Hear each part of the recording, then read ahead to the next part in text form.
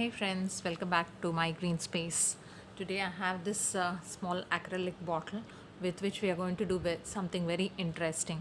For this we need a few colors, brushes and Fevicryl molded and a small piece of aluminium foil. We are going to make a very cute kettle with this. To make the handles and the spout we are using an aluminium foil